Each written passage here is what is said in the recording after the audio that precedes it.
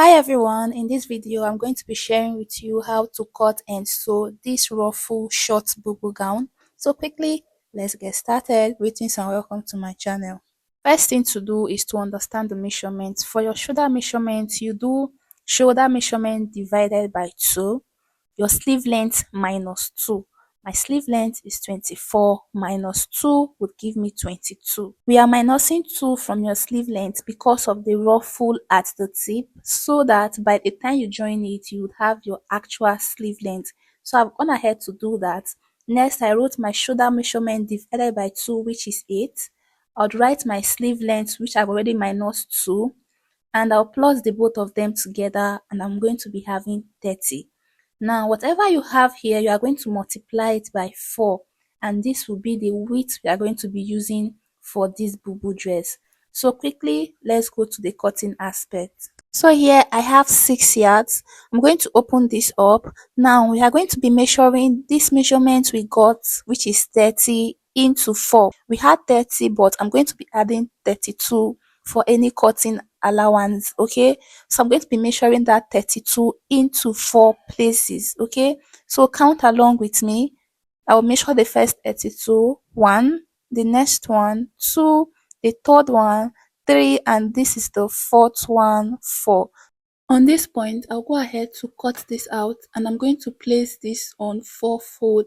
What I meant by 4 fold is this: you place it equally to get 2 fold like this, then you go ahead to fold again, and this is what I meant by 4 fold. This is what I'm going to place on my table for the next step.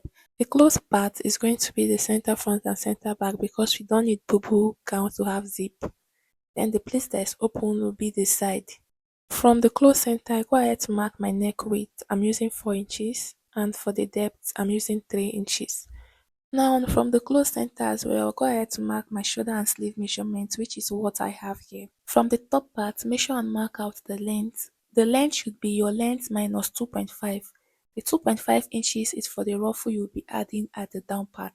Now, I've cut out the first curve and designed the front neckline, but this design is just for the front. So I'm going to be removing the front so that we are going to be working with the back neckline. For the back part, you come down by 0.5 inches and you cut it from the side all the way to the neckline. This is to avoid your back neckline from falling to the back. So next, I went ahead to take a long piece, measure out 19.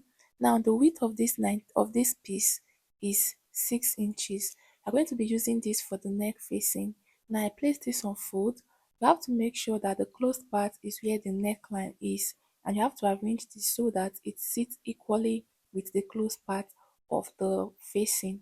Now you're going to cut exactly your neckline, and this is what you are going to use to turn the neck. This is the neck facing.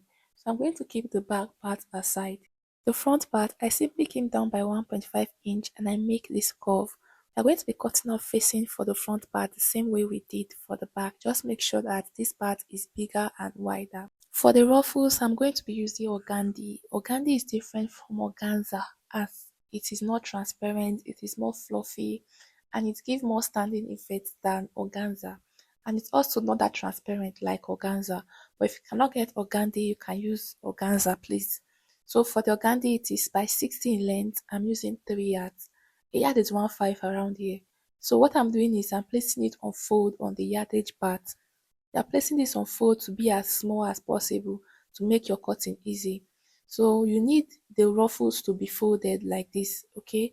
Now, you're going to note the width of this fold. The width of this fold is 8 inches. Now, I'm going to be cutting that 8 inches all the way to the down. Before you do that, make sure you pin this up at the top and in between as you see me do like this. Otherwise, it will just slip away. So what I'm marking here is the 8 inches for the ruffle. So I'm going to mark this all the way to the down. I'm marking 8 inches, 8 inches, and I'm marking out my line. Mark it all the way to the down. Okay, so after doing this, I'm going to cut out each of these 8 inches, cut it out like this. So next, I'm going to take this to my sewing machine. I'm going to be joining the stripes together. You join all of them to get one long piece. After joining, you are going to fold. You fold it all the way together. You join before you fold and you get a long folded piece. For the bodice, I've gone ahead to turn the neckline and I have ironed it for the front and the back. Now I'm going to be showing you how to shape this. This is the closed center, while this is the open part of the fab of the dress. Next, from the top, you're going to measure and mark out your bust point and you create your line. Mark out the waistline and you mark out your hip line. On your bust line, mark out your bust divided by 4 plus 2 inches. You divide before you add 2 inches. You can add more if you want yours to be more free. On your hip line, divide by 4 and you add 3 inches. Don't touch the waist, it's not necessary. Okay, then we are going to connect this all the way to the down. I don't have a very straight ruler, a very long ruler, so I'll just place my tape like this. You can see it is giving us the A line.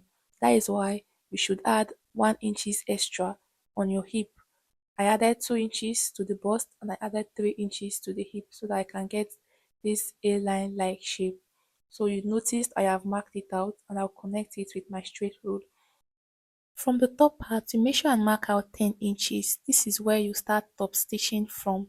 Next thing I'm going to do, I'm going to mark out this same measurement on the second part of this dress. So I'll flip it over. You have to measure the same thing you measured at the other part.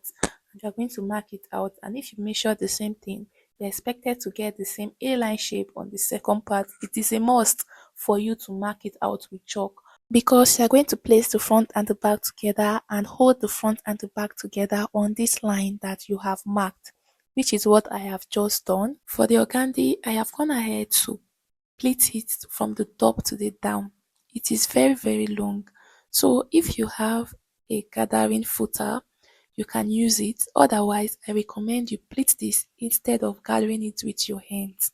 If you want to overlock it, you can overlock it at this point. And I also recommend you do your gather at this point before joining it to your fabric. Next, you are going to add the ruffle to the side and to the down. After you have pleated your ruffle, shape the side and join the shoulder of your dress, you add your ruffle. Now, the 3 yards of organdy I used is not a constant as we have different lengths and different desired width. Notice the fitting on the waist part of this bubu. I recommend you add an inner belt to the waist part of this bubu. Thanks for watching. Bye.